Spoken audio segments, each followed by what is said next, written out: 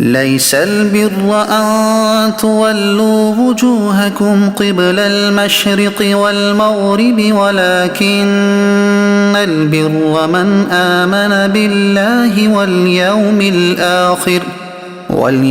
الآخر والملائكة والكتاب والنبيين وآتى المال على حبه ذوي القربى واليتامى والمساكين وابن السبيل والسائلين وفي الرقاب وأقام الصلاة وآتى الزكاة والموفون بعهدهم إذا عاهدوا والصابرين في البأساء والضراء وحين البأس أولئك الذين صدقوا وأولئك هم المتقون۔ ترجمہ: اصل نیکی یہ نہیں کہ تم اپنے منہ مشرق یا مغرب کی طرف کر لو، بلکہ اصلی نیکی وہ ہے جو اللہ اور قیامت اور فرشتوں اور کتاب اور پیغمبروں پر ایمان لائے اور اللہ کی محبت میں عزیز مال رشتہ داروں اور یتیموں اور مسکینوں اور مسافروں اور سائلوں کو اور غلام لونڈیوں کی گردنیں آزاد کرانے میں خرچ کرے اور نماز قائم رکھے اور زکوٰۃ دے، اور وہ لوگ جو عہد کر کے اپنا عہد پورا کرنے والے ہیں اور مصیبت اور سختی میں اور جہاد کے وقت صبر کرنے والے ہیں، یہی لوگ سچے ہیں اور یہی پرہیزگار ہیں۔ ليس البر أن تولوا وجوهكم قبل المشرق والمغرب، اصل نیکی یہ نہیں کہ تم اپنے منہ مشرق یا مغرب کی طرف کر لو۔ مفسرین نے اس آیت کا خاص شان نزول بیان کرنے کے بعد فرمایا ہے کہ یہ کتاب اہل کتاب اور مومنین سب کو ہے، اور معنی یہ ہے کہ صرف قبلے کی طرف منہ کر لینا اصل نیکی نہیں جب تک عقائد درست نہ ہوں اور دل اخلاص کے ساتھ رب قبلہ کی طرف متوجہ نہ ہو۔ یہ بات بھی ذہن میں رکھنی چاہیے کہ ضروری اعمال کو بجا لاتے ہوئے اور دوسروں کے عمل کو حقیر اور معمولی نہ سمجھتے ہوئے کسی خاص عمل کو زیادہ رغبت و محبت اور کثرت کے ساتھ کرنا تو درست ہے اور اس میں کوئی حرج نہیں، لیکن ضروری عمل مثلا فرائض و واجبات ترک کرنے کی صورت میں یا اپنے عمل اور طریقے کے علاوہ دوسروں کے عمل اور طریقے کو حقارت کی نگاہ سے دیکھتے ہوئے کسی ایک عمل کو ہی اچھا سمجھنا سراسر باطل اور غلط ہے۔ مثلا ایک آدمی روزوں کی کثرت کرتا ہے تو وہ روزے نہ رکھنے والے کو حقیر نہ سمجھے، یوں ہی ذکر و درود کی کثرت کرنے والا تبلیغ دین میں مشغول آدمی کو کمتر نہ سمجھے، یوں ہی واعظ و نصیحت کرنے والا تحریر و تصنیف اور تدریس سے دین کی خدمت کرنے والے کو کمتر نہ سمجھے۔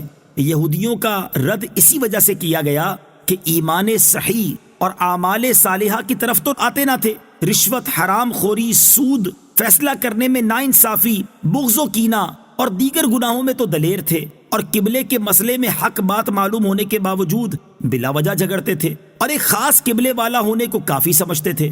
آیت سے معلوم ہوا کہ اعمال سے ایمان مقدم ہے، پہلے ایمان لاؤ پھر نیک اعمال کرو، کیونکہ جڑ شاخوں سے پہلے ہوتی ہے۔ ایمان جڑ ہے اور اعمال شاخیں۔ ایمان میں سب سے اول اللہ تعالیٰ پر ایمان ہے۔ من آمنا، جو ایمان لائے۔ آیت کے اس حصے سے لے کر آخر تک نیکی کے 6 اہم طریقے ارشاد فرمائے گئے۔ نمبر 1 ایمان لانا، نمبر 2 اللہ تعالیٰ کی محبت میں مستحق افراد کو اپنا پسندیدہ مال دینا، نمبر 3 نماز قائم کرنا، نمبر 4 زکوٰۃ دینا، نمبر 5 عہد پورا کرنا، نمبر 6 مصیبت، سختی اور جہاد میں صبر کرنا۔ ان کی تفصیل اب سنیے۔ ایمان کی تفصیل یہ ہے کہ ایک تو اللہ تعالیٰ پر ایمان لائے کہ وہ حی و قیوم، علیم و حکیم، سمیع و بصیر، غنی و قدیر، ازلی و ابدی، واحد لا شریک لہ ہے۔ دوسرا قیامت پر ایمان لائے کہ وہ حق ہے، اس میں بندوں کا حساب ہوگا، اعمال کی جزا دی جائے گی، مقبولانے بارگاہ الہی شفاعت کریں گے، حضور سید دو عالم صلی اللہ تعالیٰ علیہ وسلم سعادت مندوں کو حوض کوثر پر سیراب فرمائیں گے، پل صراط پر گزر ہوگا، اور اس روز کے تمام احوال جو قرآن میں آئے یا سید الانبیاء صلی اللہ تعالیٰ علیہ وسلم نے بیان فرمائے سب حق ہیں۔ تیسرا فرشتوں پر ایمان لائے کہ وہ اللہ تعالیٰ کی مخلوق اور فرما بردار بندے ہیں، نہ مرد ہیں نہ عورت، ان کی تعداد اللہ تعالیٰ جانتا ہے، 4 ان میں سے بہت مقرب ہیں۔ نمبر 1 حضرت جبرائیل، نمبر 2 حضرت میکائیل، نمبر 3 حضرت اسرافیل، نمبر 4 حضرت عزرائیل۔ چوتھا کتب الہیہ پر ایمان لانا کہ جو کتاب اللہ تعالیٰ نے نازل فرمائی حق ہے۔ ان میں 4 بڑی کتابیں ہیں۔ نمبر 1 توریت جو حضرت موسیٰ پر نازل ہوئی، نمبر 2 انجیل جو حضرت عیسیٰ پر نازل ہوئی، نمبر 3 زبور جو حضرت داؤد پر نازل ہوئی، نمبر 4 قرآن جو کہ حضرت محمد مصطفیٰ صلی اللہ تعالیٰ علیہ وسلم پر نازل ہوئی۔ اور اس کے علاوہ حضرت شیس، حضرت ادریس، حضرت آدم اور حضرت ابراہیم علیہ السلام پر بہت سے صحیفے نازل ہوئے۔ 5واں تمام انبیاء علیہ السلام پر ایمان لانا کہ وہ سب اللہ تعالیٰ کے بھیجے ہوئے ہیں اور معصوم یعنی گناہوں سے پاک ہیں۔ ان کی صحیح تعداد اللہ تعالیٰ جانتا ہے۔ ان میں سے 313 رسول ہیں۔ یاد رہے کہ ایمان مفصل جو بچوں کو سکھایا جاتا ہے اس کی اصل یہ آیت بھی ہے اور اس کے علاوہ دوسری آیات بھی ہیں۔ وَآتَ الْمَالَ عَلَىٰ حُبِّهِ، اور اللہ کی محبت میں اپنا عزیز مال دے۔ تفسیر صراط الجنان میں ہے اس سے پہلے ایمان کا بیان ہوا اور اب اعمال کا ذکر کیا جا رہا ہے، اور آیت کے اس حصے میں نیکی کا دوسرا طریقہ بیان کیا گیا ہے کہ اللہ تعالیٰ کی محبت میں مستحق افراد کو اپنا پسندیدہ مال دیا جائے۔ مال کے مستحق افراد اور انہیں مال دینے کے فضائل کا بیان۔ اس آیت میں مال دینے کے 6 مصرف ذکر فرمائے گئے ہیں۔ نمبر 1 رشتہ داروں پر خرچ کرنا۔ حضرت سلمان بن عامر رضی اللہ تعالیٰ عنہ سے مروی ہے، تاجدار رسالت صلی اللہ تعالیٰ علیہ وآلہ وسلم نے ارشاد فرمایا، رشتہ دار کو صدقہ دینے میں 2 ثواب ہیں، ایک صدقہ کرنے کا اور ایک صلہ رحمی کرنے کا۔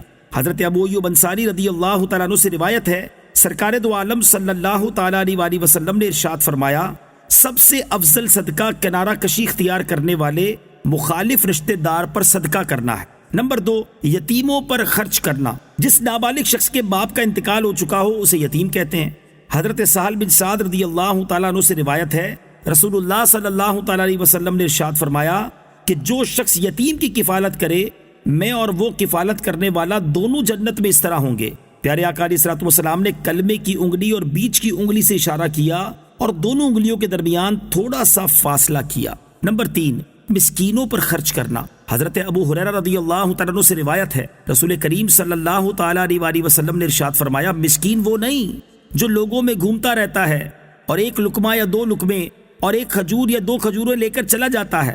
صحابہ کرام نے عرض کی، یا رسول اللہ صلی اللہ تعالیٰ علیہ وسلم، پھر مسکین کون ہے؟ ارشاد فرمایا، جس کے پاس اتنا مال نہ ہو جو اس کی ضروریات سے اسے مستغنی کر دے اور نہ اس کے آثار سے مسکینی اور فقر کا پتہ چلے تاکہ اس پر صدقہ کیا جائے اور نہ وہ لوگوں سے سوال کرتا ہو۔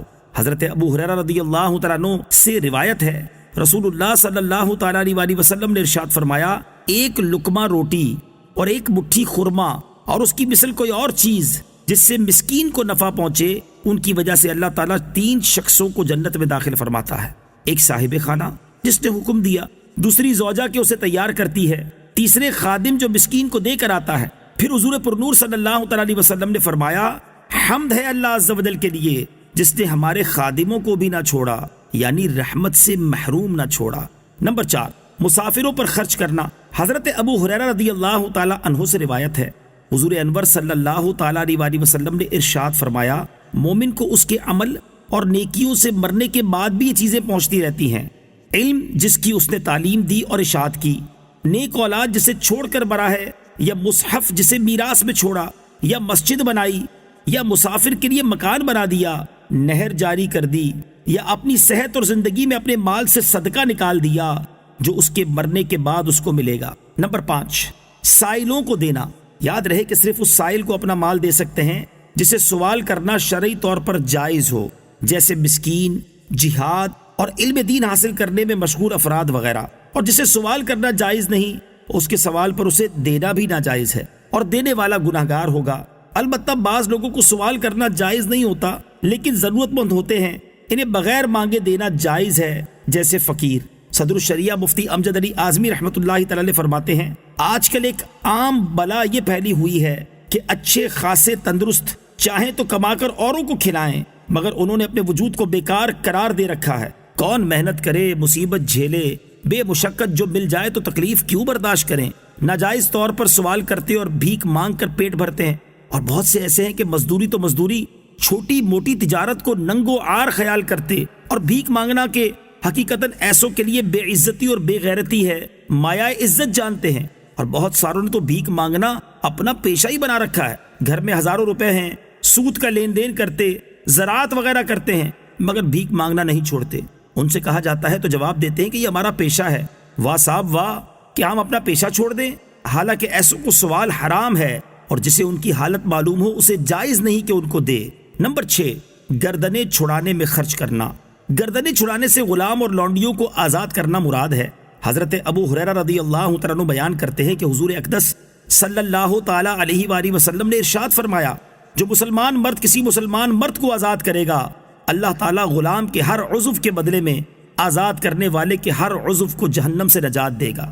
حضرت سعید بن مرجانہ رضی اللہ تعالیٰ عنہ کہتے ہیں، جب میں نے حضرت ابو ہریرہ سے یہ حدیث سنی، میں نے جا کر اس کا ذکر حضرت علی بن حسین رضی اللہ تعالیٰ عنہما سے کیا، تو انہوں نے اپنے ایک ایسے غلام کو آزاد کر دیا جس کی حضرت عبداللہ بن جعفر رضی اللہ تعالیٰ عنہما سے 10,000 درہم یا 1,000 دینار قیمت دے رہے تھے۔ یہاں اس بات کا خیال رکھنا ضروری ہے کہ اگر صدقات واجبہ ہوں تو اس کے دیگر احکام کا بھی خیال رکھنا ضروری ہے۔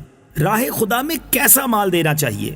اللہ تعالیٰ کی راہ میں رضائے الہی کی خاطر پیارا مال دینا چاہیے، نیز زندگی اور تندرستی میں دے جب خود اسے بھی مال کی ضرورت ہو، کیونکہ اس وقت مال زیادہ پیارا ہوتا ہے۔ اللہ تعالیٰ اپنے نیک بندوں کا وصف بیان کرتے ہوئے ایک اور مقام پر ارشاد فرماتا ہے، وَيُطْعِمُونَ الطَّعَامَ عَلَى حُبِّهِ مِسْكِينًا وَيَتِيمًا وَأَسِيرًا إِنَّمَا نُطْعِمُكُمْ لِوَجْهِ اللَّهِ لَا نُرِيدُ مِنكُمْ جَزَاءً وَلَا شُكُورًا۔ ترجمہ، اور وہ اللہ کی محبت میں مسکین اور یتیم اور قیدی کو کھانا کھلاتے ہیں اور کہتے ہیں، ہم تمہیں خاص اللہ کی رضا کے لیے کھانا کھلاتے ہیں، ہم تم سے کوئی بدلہ یا شکریہ نہیں چاہتے۔ اور ارشاد فرماتا ہے، لن تنالوا البر حتى تنفقوا مما تحبون۔ ترجمہ، تم ہرگز بھلائی کو نہیں پا سکو گے جب تک راہ خدا میں اپنی پیاری چیز خرچ نہ کرو۔ حضرت ابو ہریرہ رضی اللہ تعالیٰ عنہ فرماتے ہیں، ایک آدمی نبی کریم علیہ الصلوۃ والسلام کی بارگاہ میں حاضر ہو کر عرض گزار ہوا کہ یا رسول اللہ صلی اللہ تعالیٰ علیہ وسلم، کون سا صدقہ ثواب کے لحاظ سے بڑا ہے؟ ارشاد فرمایا، جب کہ تم تندرستی کی حالت میں صدقہ دو اور تمہیں خود مال کی ضرورت ہو اور تنگدستی کا خوف بھی ہو اور مالداری کا اشتیاق بھی، یہ نہ ہو کہ جان گلے میں آپ پھنسے اور کہے کہ اتنا فلاں کے لیے اور اتنا فلاں کے لیے، حالانکہ اب تو وہ فلاں کا ہو چکا۔ وَأَقَامَ الصَّلَاةَ وَآتَى الزَّكَاةَ، اور نماز قائم رکھے اور زکوٰۃ دے۔ تفسیر صراط الجنان میں ہے، آیت کے اس حصے میں نیکی کا تیسرا اور چوتھا طریقہ بیان کیا گیا کہ فرض نمازیں ان کے ارکان و شرائط کے ساتھ ادا کرے اور اس کے بال میں جو زکوٰۃ واجب ہو اسے ادا کرے۔ وَالْمُوفُونَ بِعَهْدِهِمْ، اور اپنے عہد پورا کرنے والے۔ تفسیر صراط الجنان میں ہے، یہاں نیکی کے 5ویں طریقے کا بیان ہے، اور اس آیت میں عہد سے سارے جائز وعدے مراد ہیں، خواہ اللہ تعالیٰ سے کیے ہوں یا رسول کریم علیہ الصلوۃ والسلام سے یا اپنے شیخ سے یا نکاح کے وقت بیوی سے یا کسی اور سے، جیسے حکمرانوں کے وعدے عوام سے، بشرطے کہ جائز وعدے ہوں۔ ناجائز وعدوں کو پورا کرنے کی حاجت نہیں۔ والصابرین فی البأساء والضراء وحین البأس، اور مصیبت اور سختی میں اور جہاد کے وقت صبر کرنے والے۔ تفسیر صراط الجنان میں ہے، آیت کے اس حصے میں نیکی کے 6 طریقے کا بیان ہے کہ فقر و فاقہ اور بیماری وغیرہ کی مصیبت و سختی میں اور راہ خدا میں ہونے والی جنگ میں قتال کے وقت صبر کیا جائے۔ یاد رہے کہ اس آیت میں صبر کے چند مقامات بیان ہوئے، ان کے علاوہ بھی صبر کے بہت سے مقامات ہیں۔ نیز صبر کے فضائل سورہ بقرہ کی آیت نمبر 153 کے تحت گزر چکے ہیں۔ اولئک الذین صدقوا واولئک هم المتقون، یہی لوگ سچے ہیں اور یہی پرہیزگار ہیں۔ تفسیر صراط الجنان میں ہے، یعنی صحیح عقائد رکھنے والے اور نماز، زکوٰۃ، صدقات کے عامل، صبر کے عادی، وعدے کے پابند اور نیک اعمال کرنے والے ہی اپنے دعوی ایمان میں کامل طور پر سچے ہیں، جو کفر اور دیگر تمام گناہوں سے بچنے والے ہیں۔ اللہ تعالی ہمیں بھی اپنے ایمان کا دعویٰ پرکھنے کی توفیق عطا فرمائے۔